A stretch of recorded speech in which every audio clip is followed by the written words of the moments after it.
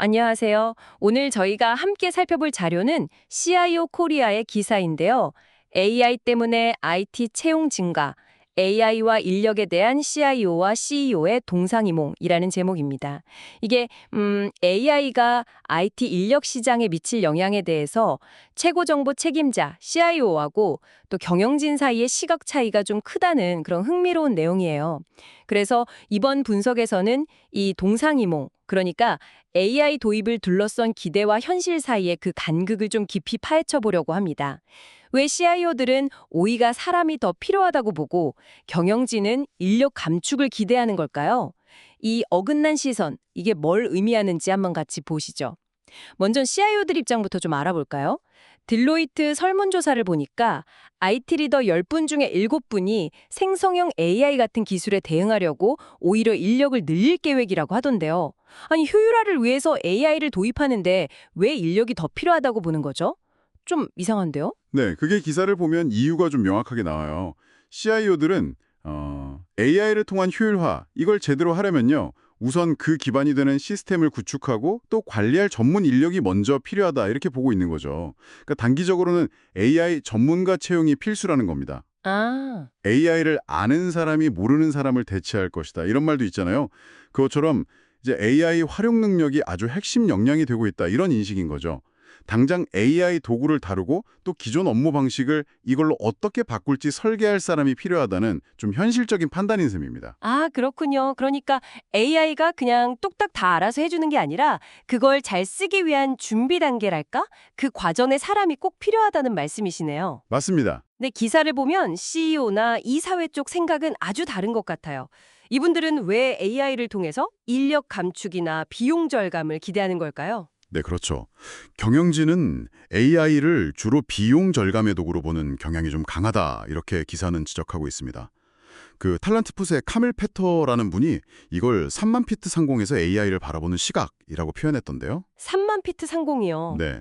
그러니까 현장의 복잡한 사정보다는 좀 거시적인 관점에서 비용 절감 효과에만 더 주목한다. 뭐 이런 의미겠죠? 아, 실제로 보면 메타나 마이크로소프트 같은 아주 큰 기업들이 AI 활용을 이유로 인력 감축을 발표한 사례도 있었고요. 네, 맞아요. 그런 뉴스가 있었죠. 네.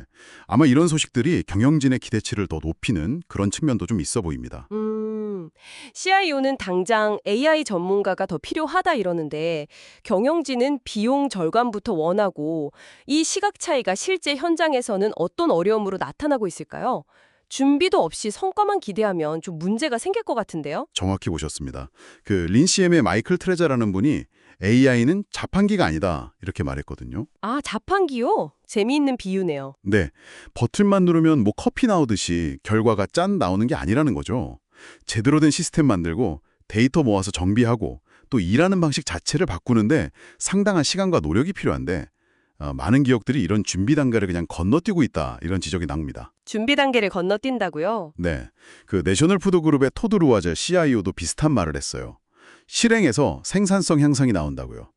그러니까 기초 작업 없이는 효과를 보기 어렵다는 거죠. 그냥 멋진 발표 자료나 계획만으로는 현실이 바뀌지 않는다는 그런 이야기입니다.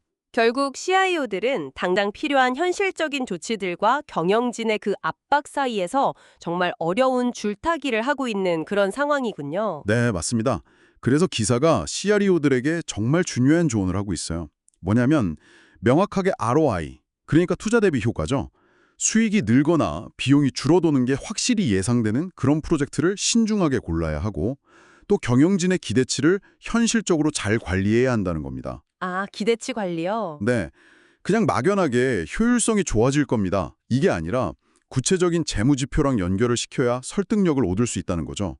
앞으로 이사회 같은 곳에서는 자동화를 통해 얼마나 시간을 절약했는지, 뭐 오류는 얼마나 줄었는지 이런 구체적인 지표로 CIO를 평가하게 될 거라는 거예요. 그리고 AI를 기업 성과와 연결시키지 못하면 CIO의 자리가 좀 불안해질 수도 있다. 이런 경고도 나옵니다. 와, 역할이 정말 중요해지네요. 그렇죠. 단순히 기술 관리자를 넘어서서 이제 기업의 혁신을 이끄는 그런 역할이 요구되는 셈입니다. 자, 그럼 오늘 이야기를 좀 정리해보자면요.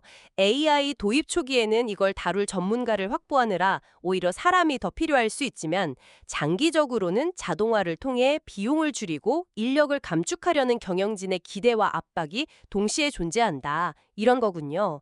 이 단기적인 필요하고 장기적인 목표 사이의 긴장감이 상당해 보입니다. 그렇죠. AI 기술 자체의 발전 속도도 물론 중요하지만 그 기술을 조직에 어떻게 성공적으로 안착시키고 실제 가치를 만들어내느냐, 그 리더십과 전략이 훨씬 더 중요해지고 있는 것 같습니다. 기술 도입뿐만 아니라 조직 전체의 변화를 이끌어가는 능력이 정말 핵심이 되는 거죠. 오늘 분석을 마무리하면서 청취자 여러분도 한번 생각해 보시면 좋겠습니다. 여러분의 조직에서는 AI 도입과 인력 운영에 대해 지금 어떤 논의가 오가고 있나요? 그리고 앞으로 어떤 변화를 예상하시나요? 이 기술의 가능성과 또 조직의 현실 사이에서 어떤 균형점을 찾아가야 할지 깊이 고민해 볼 만한 지점이 아닐까 싶습니다.